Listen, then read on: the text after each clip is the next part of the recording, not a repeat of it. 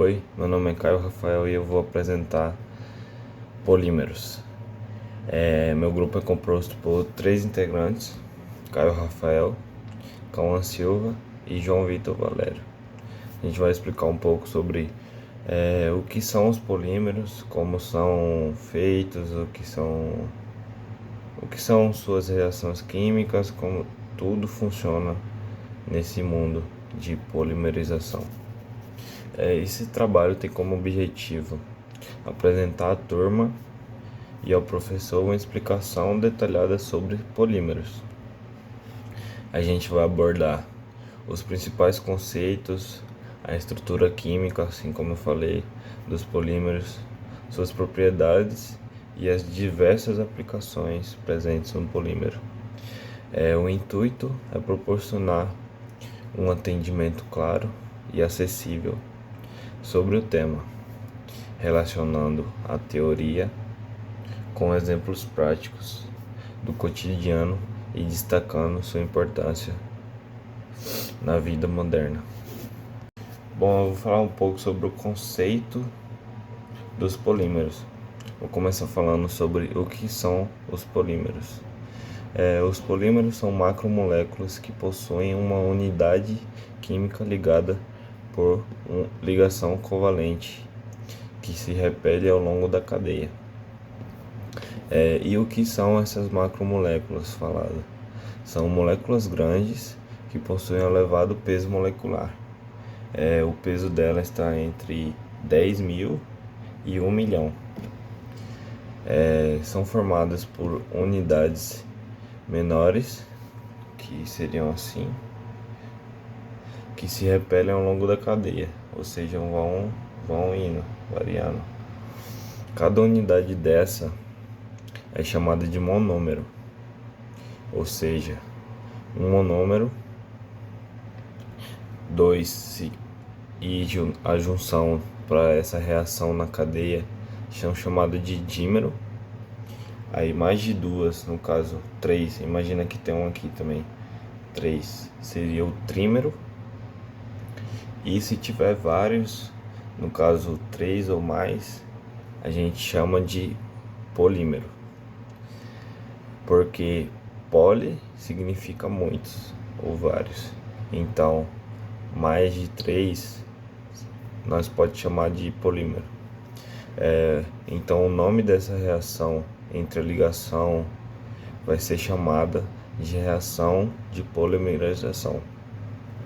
Assim, através desse processo de ligação entre esses monômeros, eu formo o meu polímero.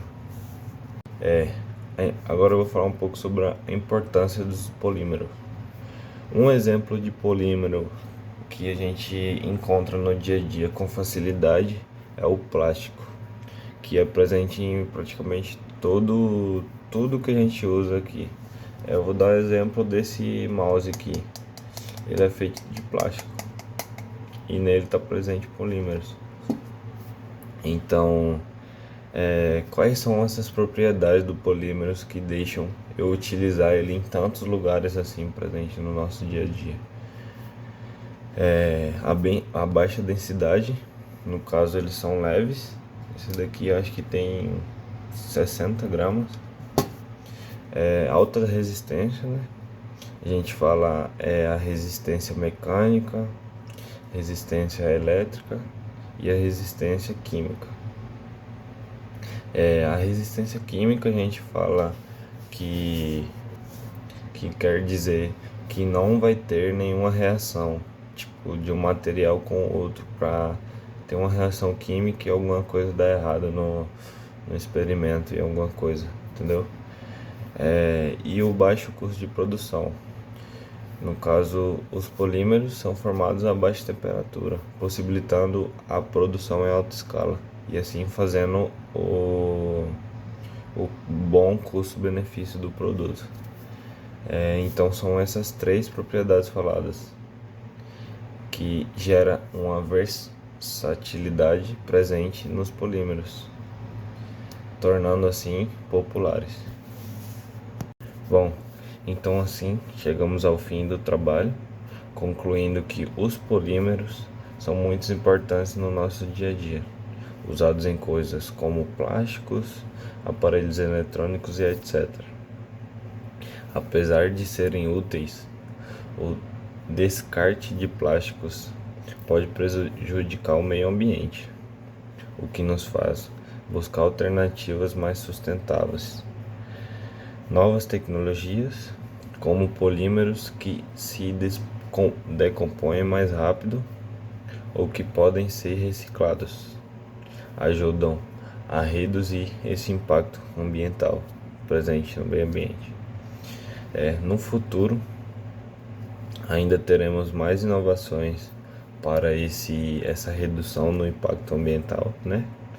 Como polímeros que podem se consertar sozinhos, contribuindo assim para o uso mais responsável e ecológico desses materiais. Eu irei falar sobre a classificação dos polímeros. Na ocorrência, tem polímeros naturais e sintéticos. Natural são aqueles que a gente encontra na natureza, por exemplo, DNA, proteínas e celulose. Já os polímeros sintéticos são aqueles que são produzidos pelo homem, por exemplo, o plástico. E na classificação dos polímeros, a gente tem um comportamento térmico. Dentre eles, tem o termoplástico. O termoplástico são aqueles dobráveis, que com o aumento da temperatura, variação da temperatura, eles moldam, eles dobram, faz tudo. E acontece isso por quê? Porque elas têm longas cadeias lineares ou ramificadas. Essa aqui é a cadeia linear, essa aqui são as ramificadas. E dentro do comportamento técnico, nós temos os termofleitos.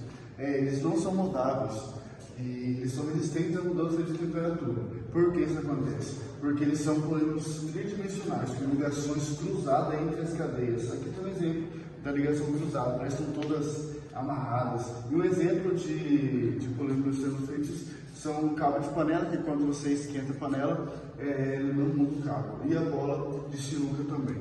E agora ele faz sobre a disposição dos monômeros. Dentre eles temos os homopolímeros, quando temos o mesmo monômero se repetindo por toda a cadeia, são o mesmo, toda hora se repetindo. E também temos os copolímeros, que são monômeros diferentes entre as cadeias. São vários monômeros diferentes em cada andando pela cadeia. Ainda no processo de classificação dos polímeros, a gente pode classificar eles na preparação. Aí a gente tem os polímeros de adição e os polímeros de condensação. Eu vou explicar primeiro sobre os polímeros de adição, para você entender. Aqui a gente tem o eteno ou etileno, e ao fazer essa reação aqui, o que eu faço? Como ele tem duas ligações, a gente sabe que essa é a ligação π e essa aqui é a ligação sigma. Como a gente sabe que a ligação π é mais fraca, a gente consegue quebrar essa ligação aqui, fazendo assim com que esse carboninho aqui que estava fazendo 4 ligações vai passar a fazer 3 ligações. E esse carboninho que estava fazendo 4 ligações vai passar a fazer 3 ligações. Desta forma, a gente pode ver que esse polímero aqui pode receber um monômero daqui e um monômero daqui. Então, se eu pegar esse eteno ou esse etileno aqui, N etenos ou etilenos, e aquecer a uma alta pressão, eu consigo formar esse polímero aqui. Mais um exemplo disso é esse daqui de baixo. Como a gente pode ver aqui, a gente tem um cloreto de vinila. Quando esse cloreto de vinila faz essa reação aqui, ele tinha duas ligações, uma ligação π e uma ligação sigma. Quando ele faz essa reação aqui, o que eu faço? Como ele tem a ligação π e a ligação sigma, e a gente sabe que a ligação π é a mais fraca, a gente consegue quebrar essa ligação aqui, acontecendo o quê? Que esse carboninho que estava fazendo 4 ligações, agora vai passar a fazer 3 ligações. E esse carboninho que estava fazendo 4 ligações vai passar a fazer 3 ligações. Formando assim a gente pode fazer com que monômeros desse lado façam ligação e monômeros desse lado façam ligação, indefinidamente. Por isso que eu botei esse N aqui e esse N aqui, porque é indefinidamente um número que a gente não sabe. Sendo assim, se esse cloreto de vinila faz a reação de polimerização, ele vai formar esse daqui. Sendo assim, vai formar o policloreto de vinila. Que nem aqui. Aqui era o polietilíneo, porque ele fez a reação de polimerização e formou essa daqui, ligando o monômero desse lado e desse lado. Ainda na classificação, a gente tem os polímeros de condensação. Eu vou dar um exemplo básico de como funciona para vocês entenderem. Aqui eu peguei um monômero qualquer, esse R aqui é de qualquer, que é o diáxido carboxílico. A gente tem carboxila desse lado e carboxila desse lado. Aqui eu peguei outro monômero qualquer, que o R é de qualquer, que a gente tem a diamida. Amida desse lado e amida desse lado. O que acontece quando a gente junta esses dois? A gente vai tirar uma molécula. Geralmente a molécula é de água, como você pode ver aqui, ó. Geralmente é uma molécula de água. E aí, tirando essa molécula, vai ficar desse jeito, esse polímero. Tendo esse polímero aqui, é claro que eu posso vir com uma outra amida do lado de cá e tirar uma molécula de água. É claro que eu posso vir com outro ácido de cá, tirar uma molécula, assim formando o polímero. E essa parte aqui vai se repetir durante todo o polímero.